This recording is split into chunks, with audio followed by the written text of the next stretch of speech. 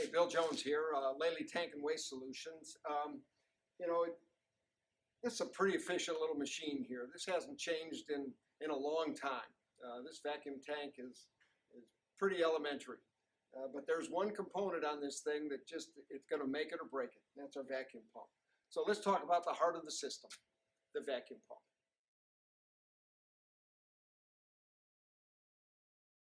Vacuum pumps really, haven't changed a whole lot. There's some improvements in technology.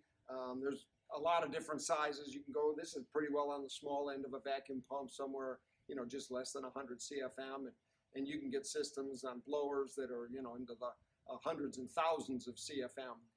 But they all work the same. They're drawing a vacuum on this chamber right here. That's going to be the thing that draws the liquid into the tank. So what's important about this vacuum pump? Well, it's got vanes inside for this particular model and many of the others that go all the way up into the range of 500 and 600 CFM. And they all have the common element.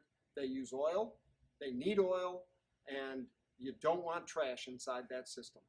So we've got all the protections that we have in a vacuum system, the primary on the tank, the secondary right here, all to keep liquid out of that tank. We've got an oil reservoir right here that keeps that tank oiled, which does two things. It oils it, it helps keep it cool, because heat is an enemy to a vacuum system, and a vacuum pump specifically. And so if we build up too much heat, that causes problems inside the chamber, and that'll detract from the life of that vacuum tank, that vacuum system, and that vacuum pump particularly.